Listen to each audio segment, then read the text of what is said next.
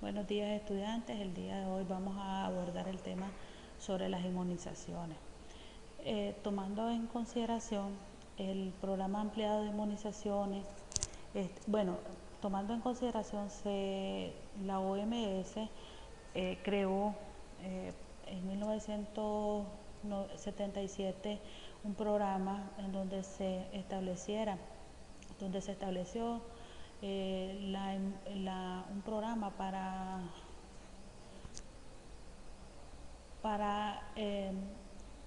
un programa que ayudara o que favoreciera o disminuyera las enfermedades, las enfermedades, eh, todas las enfermedades que se podían prevenir, ¿verdad? En un programa, estableció un programa para poder, a ver, vamos a iniciar con el tema inmunizaciones. En 1997 la OMS lanzó el programa ampliado de inmunizaciones, donde se establecía una meta de inmunizar a todos al 5% de los niños del mundo. Esto con la finalidad de prevenir enfermedades valga la redundancia, enfermedades inmunoprevenibles como la difteria, tos ferina, poliomielitis, sarampión y tuberculosis. El programa ampliado de las inmunizaciones de las Américas fue establecido en la 25ª reunión del Consejo Directivo para la Organización Mundial de la Salud en septiembre de 1977. El propósito seguía siendo el mismo: reducir la morbimortalidad por enfermedades comunes de la infancia que pueden ser prevenibles mediante la vacunación, inmunizando a todos los niños y niñas como una estrategia de salud para todos en el siglo XXI. Retomando un poco, para iniciar, vamos a hablar sobre la inmunidad colectiva o de grupo.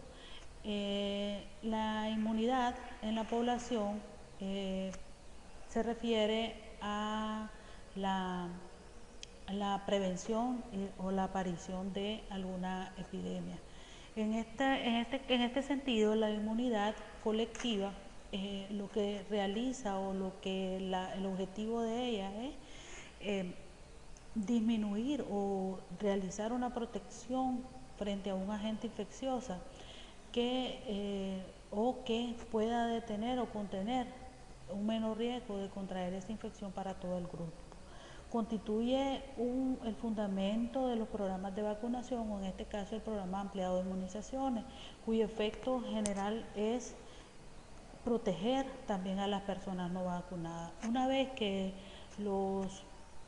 el individuo se expone al agente infeccioso, pueden ocurrir dos situaciones: o desarrollar la enfermedad, o no desarrollar o no manifestar la enfermedad, pero quedar inmunizado, o que pueda reconocerse que ya este individuo tiene la inmunología, está inmunizado ante esta enfermedad.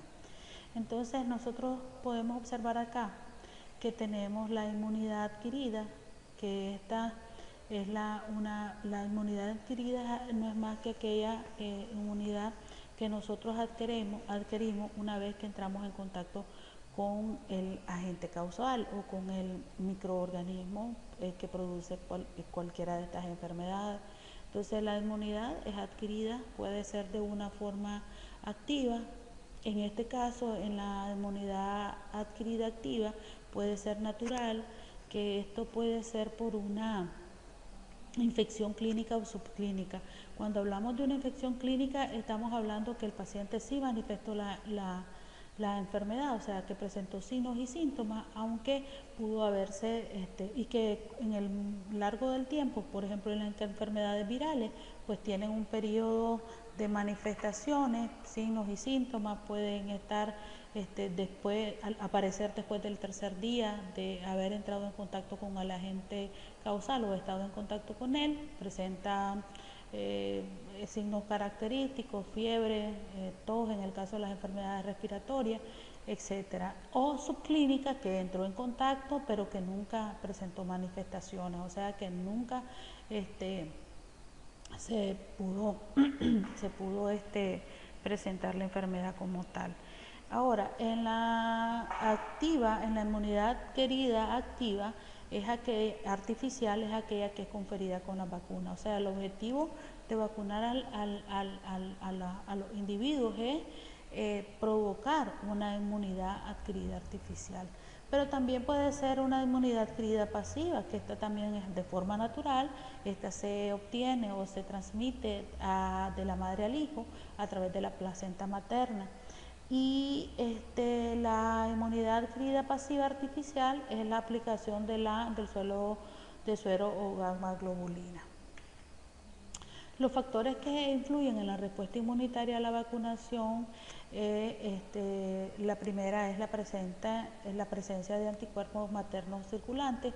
Esto hace referencia a la inmunidad que transfiere la madre a través de la placenta una vez que está en estado gestacional. Acá la madre también se le administran el toxoide tetánico, por ejemplo, para prevenir las formas graves de tétanos neonatal. Entonces, ¿qué pasa? Esta presencia de anticuerpos circulantes se transfiere y esto queda protegido el bebé hasta por 6 meses, dependiendo del tipo de anticuerpos que se le vaya a transferir.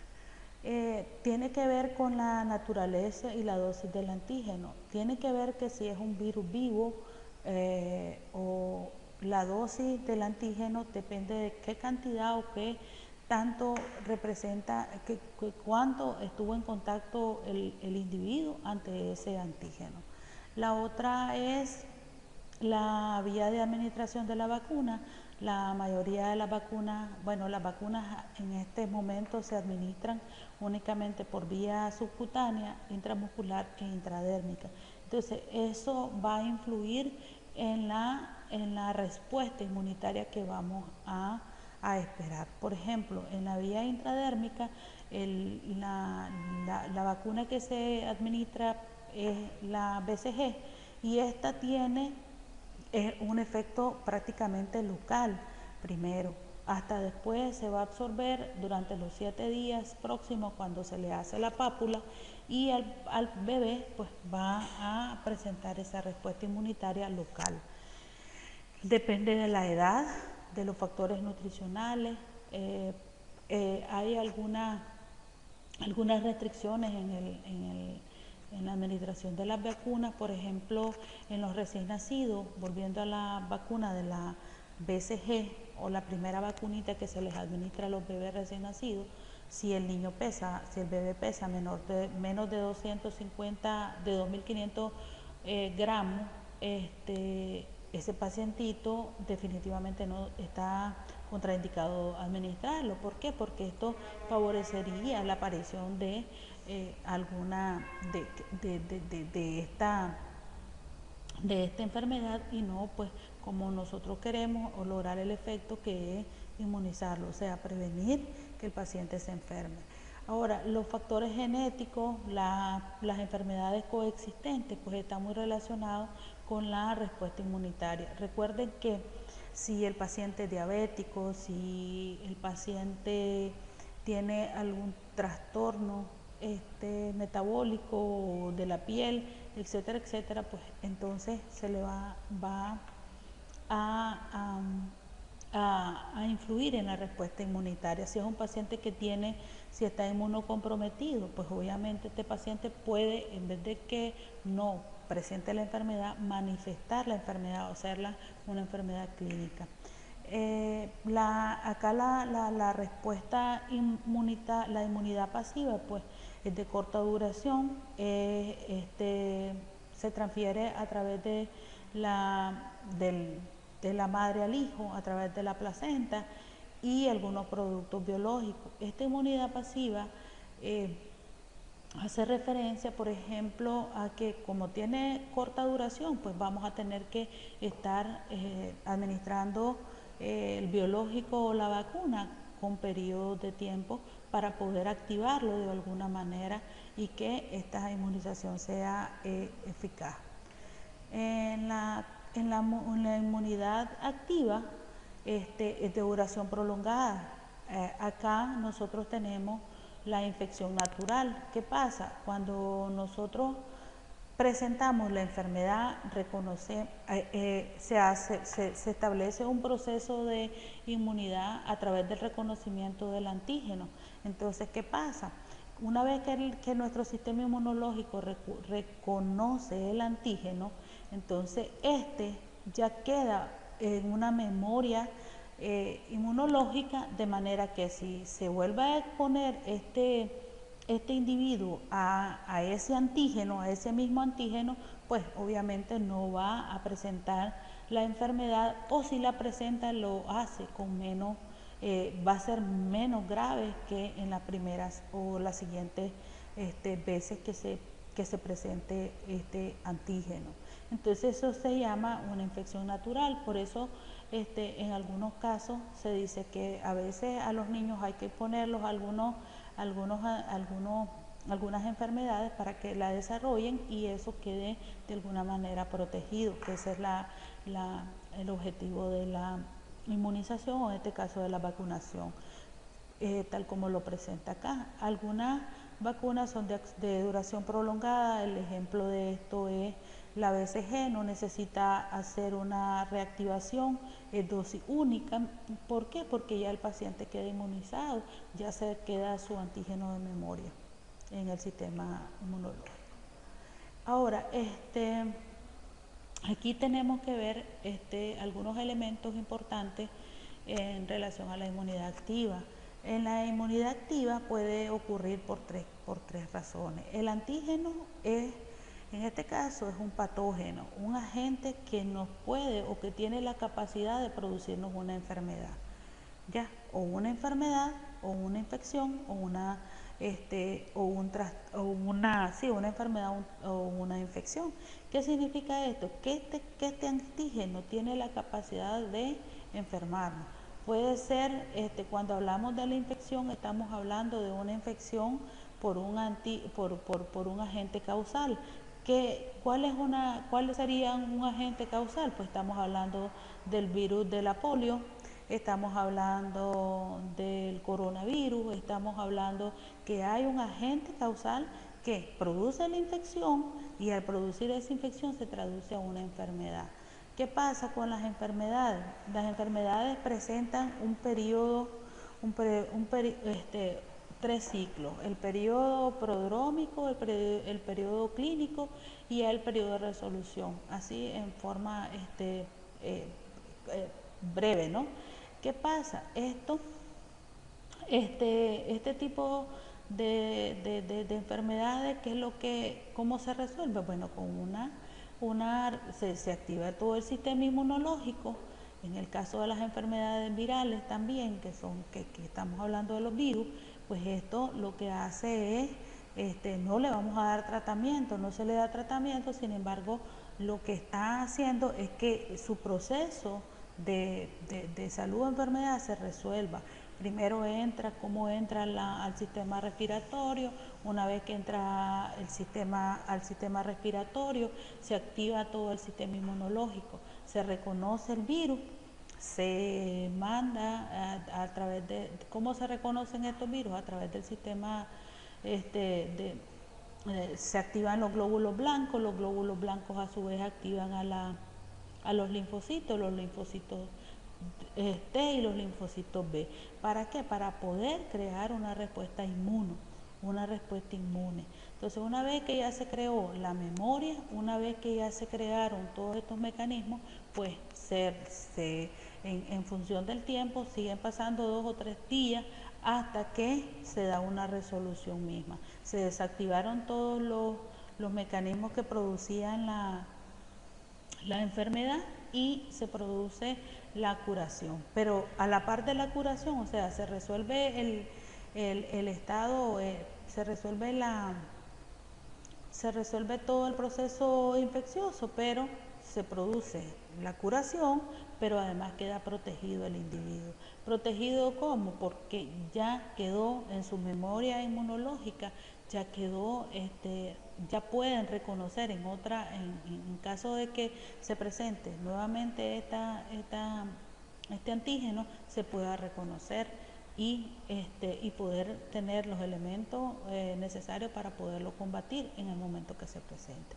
Entonces, si ustedes ven esta inmunidad activa, tiene elementos importantes de manera que se pueda resolver la enfermedad sin recurrir a mecanismos agresivos.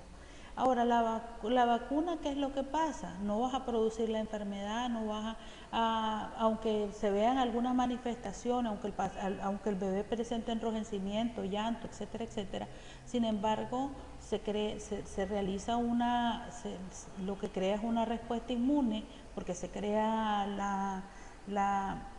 la memoria de estos antígenos que estamos aplicando, y lo que va a producir es su función principal es realizar la protección ante otra exposición de este antígeno. La vacuna, bueno, entonces para que se pueda producir toda esta inmunidad activa, entonces se crearon las vacunas. La vacuna no es más que un producto biológico utilizado para conseguir una inmunización activa artificial. Cuando hablamos de inmunidad, estamos hablando de inmunización. Ese es el efecto que necesitamos nosotros que produzca. ¿Cómo se logra qué es lo que realiza la vacuna? Acá ustedes pueden observar que la vacuna, una vez que se vacuna o que se inyecta el biológico, lo que se hace es la atenuación, ¿verdad? O sea que se toma un virus salvaje, se consigue eliminar o cambiar las estructuras importantes del virus salvaje, ¿verdad? Esas estructuras importantes para que ellos produzcan la patogenicidad. Si ustedes ven acá, tienen cada uno de los elementos y componentes de este virus. Estos son los que vamos a eliminar para que son los patogénicos, ¿ya? Y estos que están acá, que son los elementos, las estructuras importantes para producir tanto la inmunidad como la patogenicidad. Entonces, lo que necesitamos, ¿dónde se trabaja al construir esta vacuna? Se eliminan las estructuras más importantes patogénicas del virus salvaje. Luego, para producir la patogenicidad se atenúa entonces el virus. Después en el segundo caso, se logra entonces atenuar este virus. Una vez que le quitamos el efecto de la patogenicidad, entonces él queda un virus atenuado. ¿Para qué? Para que se produzca la inmunización. Una vez que nosotros la administramos o la inyectamos, esa vacuna, entonces acá él mantiene sus estructuras importantes para producir la inmunidad. Sin embargo, él no produce la enfermedad como tal, porque ahí nosotros atenuamos esa estructura para que produce ese efecto. Entonces, al final, lo que nosotros tenemos es que la inmunización con estos virus atenuados induce a una respuesta inmunológica que reconocerá a las estructuras conservadas en las cepas de los virus salvajes. O sea que esta inmunización se logra protegiéndolo, porque una vez que entre en contacto con ese virus nuevamente, entonces él va a tener la capacidad de poder reconocer las estructuras de este virus salvaje que tenemos ahí en la memoria, lo va a poder proteger. Entonces va a utilizar sus mecanismos de su memoria para poderlos reconocer y poderlos atacar. ¿Qué quiere decir eso? Que ella los va a reconocer, y una vez que los reconoce va a poder resolver esa infección, porque no va a ser una infección que va a producir la enfermedad, va a ser una infección totalmente inocua, no va perjudicar al paciente y por tanto va a ser totalmente, no va a presentar ni manifestaciones ni signos y síntomas. ¿Cómo están constituidas? ¿De qué están constituidas las vacunas? Las vacunas están constituidas, pues ya dijimos que podían ser virus vivos atenuados, o sea, microorganismos inactivos, microorganismos vivos que los vamos a atenuar, que les vamos a quitar esas estructuras que producen la patogenicidad, van a estar estructurados por polisacáridos y proteínas purificadas. La mayoría son en suspensiones, soluciones conservadoras y estabilizadoras y antibióticos para evitar pues cualquier infección en el sitio de la administración, y algunos adyuvantes para incrementar la inmunogenicidad, ¿ya? Entonces, eso es las constituyentes de la vacuna. Ahora, las vacunas se pueden clasificar de varias formas. La primera es la vacuna absorbida, que son vacunas en los antígenos que están fijados, que están absorbidos a la superficie de un adyuvante, por ejemplo, un fosfato o un hidróxido de aluminio, lo que va a reforzar el poder inmunológico de la vacuna. Un ejemplo de ello es la vacuna de la DPT, la antihepatitis B, etcétera. La vacuna combinada, bueno, esta vacuna combinada contiene dos tipos de antígenos, ¿ya? O de varios agentes infecciosos diferentes. Por ejemplo, la del sarampión, hay una vacuna que se llama MMR, entonces porque ahí contiene tres tipos de antígenos, la del antisarampión, la de las paperas y la rubiola, por eso se llama triple, una vacuna triple. Y combinada quiere decir pues que lleva más de o varios agentes, varios antígenos, perdón. Y la pentavalente, que ahí tiene, como su nombre lo dice, cinco vacunas combinadas. Está la vacuna contra el sarampión, la rubiola, la papera, la meningitis y la neumonía.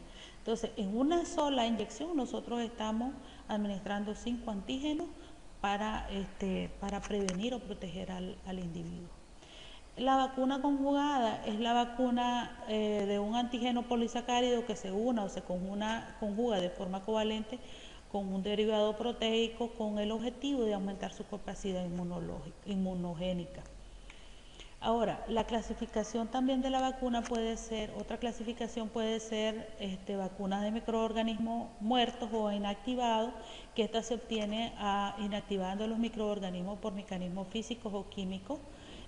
Tienen una respuesta inmunitaria de menor intensidad y duración que la obtenida con las vacunas de microorganismos vivos atenuados, ¿verdad?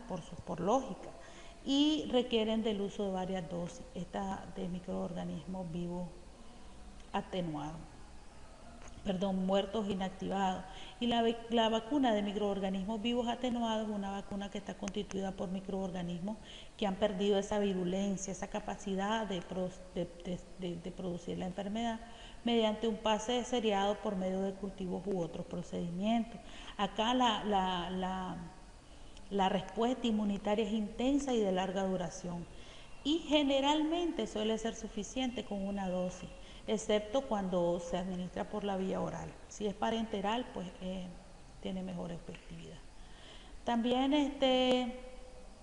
la clasificación de la vacuna monovalente es aquella vacuna que solo tiene un serotipo de una especie, por ejemplo la antisarampionosa. La vacuna polivalente, ya dijimos que tenía varios serotipos de una misma especie, por ejemplo la ontinemocóxica, y los que son toxoides o anatoxina. La toxina bacteriana modificada con calor y formol para que pierda su toxicidad, pero que retenga su capacidad de estimular la producción de esos anticuerpos y provocar una respuesta inmune de características similares a la vacuna de microorganismos inactivados. Aquí podemos ver cuáles son los microorganismos vivos cómo se clasifican las vacunas según esta composición microbiológica. La bacteriana, tenemos el ejemplo de vacunas antibacterianas, tenemos la BCG y la antiofídica oral. Y todas las que están en la parte inferior de la pantalla podemos ver las que son víricas, la antisarampionosa, la parotiditis, la rubiola, poliomielitis oral, la varicela, fiebre amarilla, son víricas. También tenemos según su composición biológica, pueden ser con virus, microorganismos inactivados. Por ejemplo, tenemos inactivados enteros, las bacterianas, la del cólera parenteral, la de la pertussis, DDPT, la tífica parenteral. Y hay algunas víricas como la de la polio inyectable, que ya la tenemos nosotros aquí en nuestro programa de inmunizaciones en Nicaragua, la de la influenza, la hepatitis y la antirrábica. Acá les presento el esquema nacional de vacunación. El esquema nacional de vacunación, acá tenemos la enfermedad que previene, la edad de la vacunación, el número de dosis que se necesita, la dosis de refuerzo y cómo debe ser aplicada. Aquí está resumido, ¿verdad?, el esquema de vacunación. Por ejemplo, la primera vacuna que nosotros utilizamos al nacer se llama BCG. Él va a prevenir las enfermedades, el bacilo. Bueno, él tiene su nombre acá por sus iniciales, ¿verdad? Bueno, ahorita se me escapa.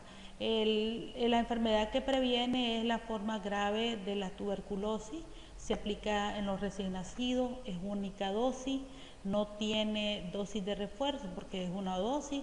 La vía de administración es por vía intradérmica en el tercio superior de la región deltoidea del brazo izquierdo.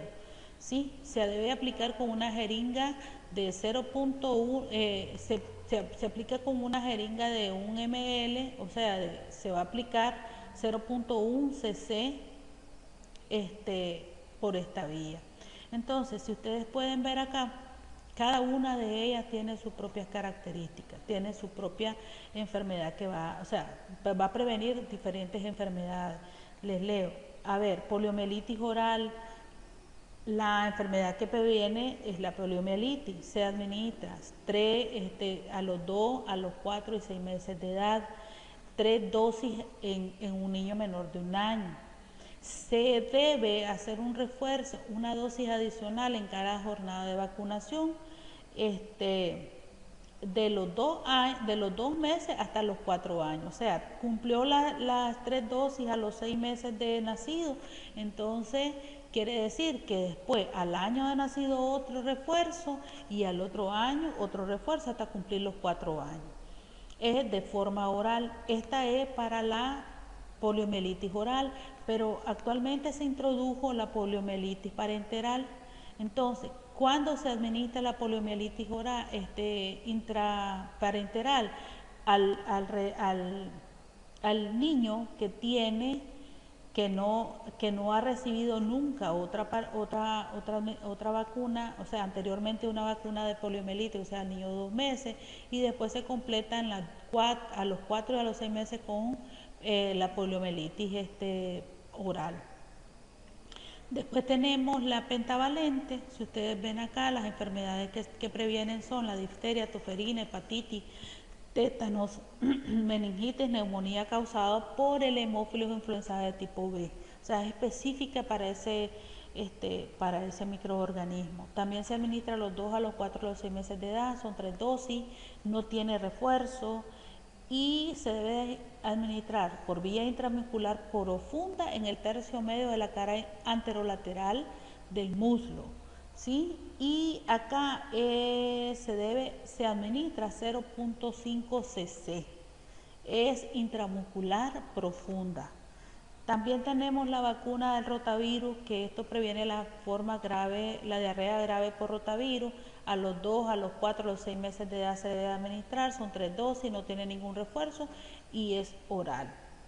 Tenemos la neumococo conjugada, que esta es la enfermedad que previene, son las neumonías, meningitis y otras enfermedades causadas por los serotipos que contienen la vacuna. Igual se administra a los 2, a los 4, a los 6 meses de edad. Son 3 dosis.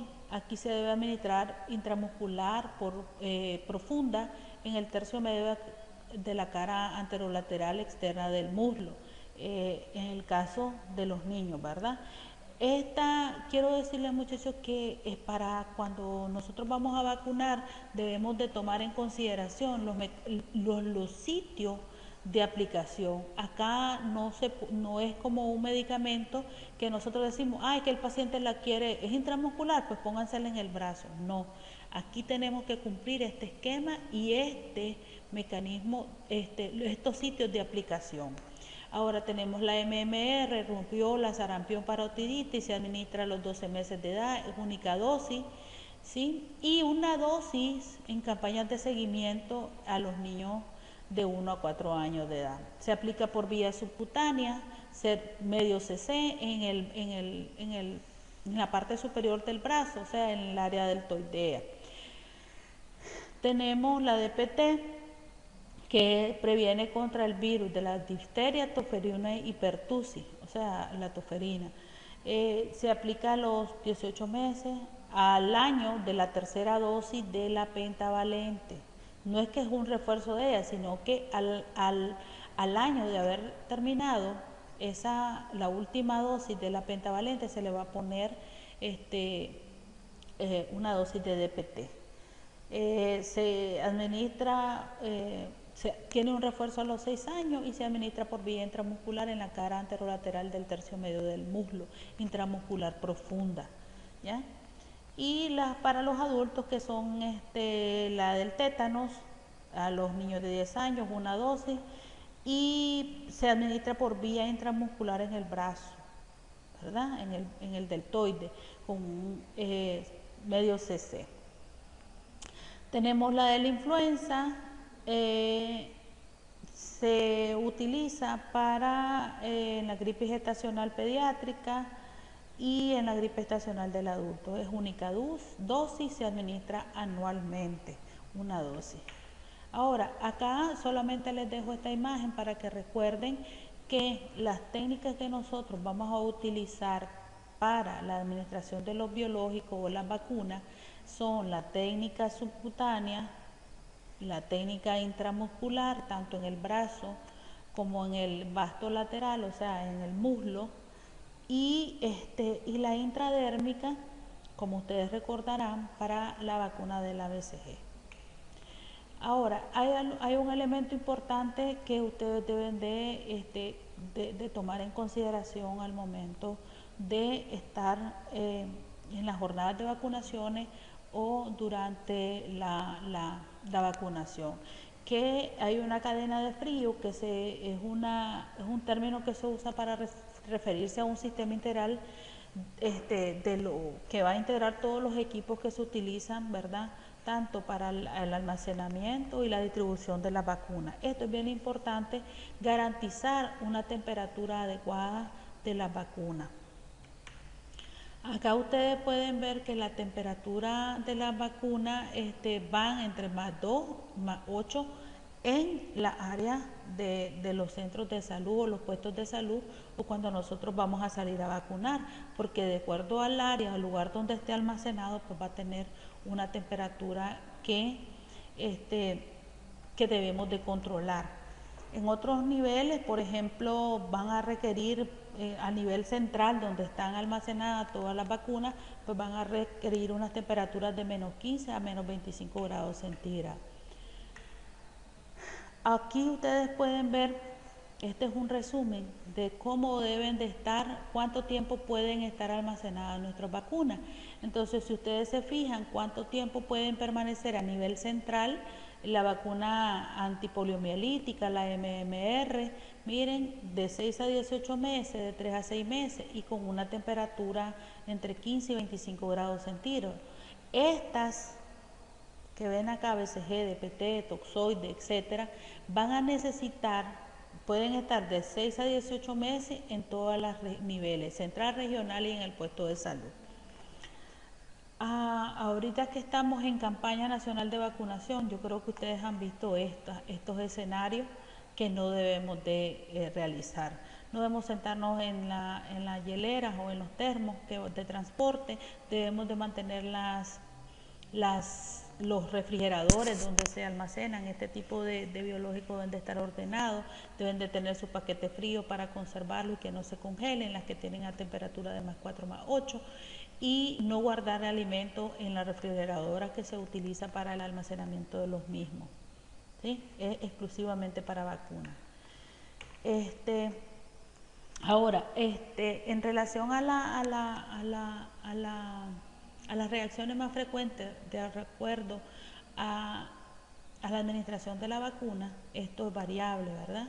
Entonces ustedes van a poder aquí que todas las vacunas inyectadas en el sitio de la inyección o va a presentar dolores e inflamación local, o sea, inflamación y dolor local. Lo que es más frecuente si no se usa la vía y la técnica adecuada, o sea, si nosotros no administramos esa vía intramuscular correcta, utilizando los 90 grados, entonces pues va a ser más frecuente el dolor e inflamación. Sobre todo en la DPT, pentavalente, etcétera. El tiempo, ¿cuánto tiempo después de la administración van a aparecer el dolor? Pues inmediatamente. Y acá ven con qué frecuencia se presenta. También hay una reacción de todas las vacunas inyectadas, que es el absceso en el sitio de aplicación debido a la mala técnica. Por eso es importante utilizar la técnica correcta. La pentavalente el bebé presenta fiebre moderada, o fiebres muy elevadas, pero son de 6 a las 48 horas y algunas veces hay indeterminado. También hay abscesos fríos subcutáneos en los ganglios en la axila. Esto en la BCG, estos abscesos fríos subcutáneos es un absceso local, pero a veces puede estar hasta en los ganglios de la axila presente. Esto se presenta después del 7º día o al 14. Y la MMR, que lo que va a presentar es una fiebre moderada o elevada y puede presentar también un exantema, un sarpullido, como se dice popularmente, el paciente, y eso pues es normal. Eso es normal que se presente entre el día 7 y el 14 día después de la administración del biológico. Así que muchas gracias, muchachos. Yo próximamente les enviaré una tarea acerca de, vamos a hacer un foro en relación a la conferencia que presentamos el día de hoy. Así que por mi parte muchas gracias y que la pasen bien.